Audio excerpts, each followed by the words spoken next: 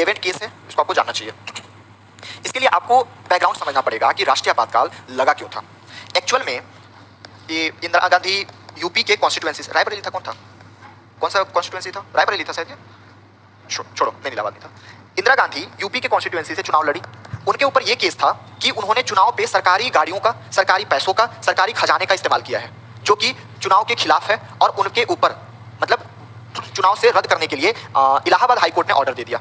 ठीक है, अब इलाहाबाद हाईकोर्ट ने कांग्रेस के जो लीडर थे उनको ये भी बोला कि आप अपना नया लीडर चुन लो, आप अपना नया प्राइम मिनिस्टर चुन लो। इनको लग गया कि अगर मैं, और एक्चुअल में क्या हुआ था उस दिन, मेन रीजन था छुट्टी पर जाना, क्योंकि हाईकोर्ट जो डिसीजन दिया उसको आप रिपील कर सकते हो, सुप्रीम कोर्ट में अपील कर सकते हो। ठीक है, लेकिन उस दिन छुट्टी लग गया। अब इंदिरा गांधी को लग गया कि अगर मैं अभी कुछ नहीं की तो कल इन लोग मेरे को उठा के फेंक देंगे 1-2 दिन में, और फिर मैं सुप्रीम कोर्ट में लड़ते रह जाऊंगी, केस लंबा चलेगा। इसने उठा के लगा दिया जून में आपका राष्ट्रीय आपातकाल।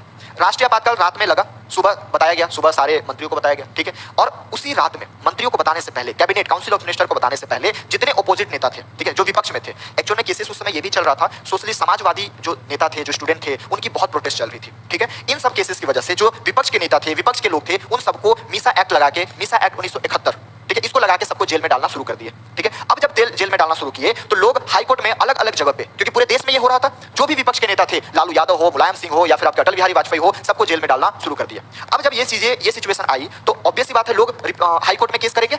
लोगों ने अलग अलग जगह पे अपने अपने हाईकोर्ट में केसेस करना शुरू कर दिया, हैबियस कॉर्पस का केस लगाना शुरू कर दिया। हैबियस कॉर्पस क्या होता है, तो कमांड द बॉडी, मतलब सशरीर वापस लाना, है ना। तो अब हैबियस कॉर्पस लगाया गया सारे हाईकोर्ट ने, इवन हर हाईकोर्ट सरकार के खिलाफ अपना डिसीजन दिया, लोगों के मतलब उसमें डिसीजन दिया। अब जो सरकार थी वो सुप्रीम कोर्ट में रीअपील कर दी। रीअपील करने का डिसीजन ये था कि सर अभी इमरजेंसी लगा है, फंडामेंटल राइट्स पूरा खत्म हो चुका है, ये कोर्ट कैसे गए, क्योंकि कोर्ट जाने का इनके पास तो अधिकार नहीं है। तो सरकार जो है, गवर्नमेंट जो है, इस बिहाफ पे सुप्रीम कोर्ट में केस की कि आपके पास तो कोई पावर ही नहीं है कोर्ट जाने का, तो आप कोर्ट कैसे गए, इवन कोर्ट के पास पावर कैसे हो गया इनकी बातों को सुनने का। क्लियर है, यहां तक क्लियर है? चलो इसको छोड़ दो। तो ये क्या था, हाँ, ये होने के बाद अब फाइनली सुप्रीम कोर्ट ने सरकार के फेवर में केस सुनाया और सारे लोगों को बोल।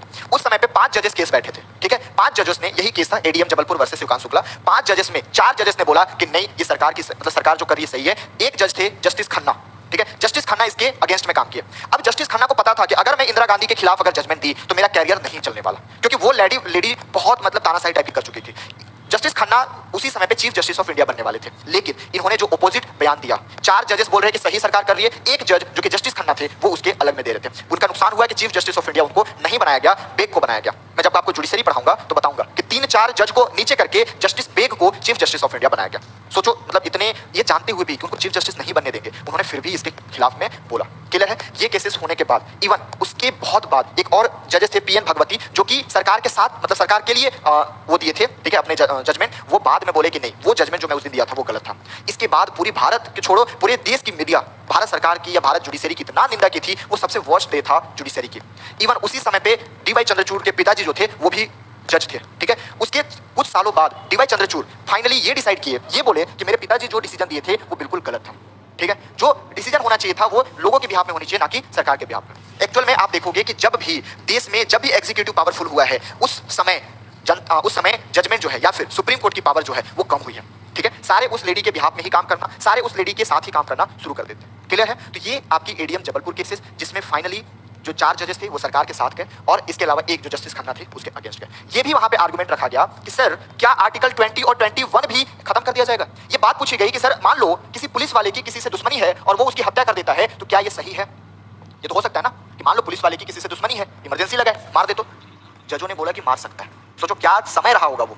इंडियन जुडिशरी लाइक एग्जीक्यूटिव के चमचे बन गए है ना। तो ये सिचुएशन होने के बाद फाइनली यहां तक पूछा गया, सर बात ऐसा है कि जो राइट टू लाइफ है ना, ये कॉन्स्टिट्यूशन का दिया हुआ राइट नहीं है, ये नेचुरल राइट है। नेचुरल राइट मतलब प्राकृतिक अधिकार। लोगों ने मुझे नहीं दिया, कॉन्स्टिट्यूशन ने मुझे जीने का अधिकार नहीं दिया, ये मुझे प्रकृति ने दिया है। आप सिर्फ इसका प्रोटेक्शन कर रहे हो, आप सिर्फ इसका बचाव कर रहे हो, आप सिर्फ इसको प्रोटेक्ट कर रहे हो। क्लियर है, तो ये सारी केसेस हुई और फाइनली इसमें जजमेंट दिया गया। तो ये थोड़ी सी कहानी थी एडीएम जबलपुर वर्सेस शिवकांत शुक्ला।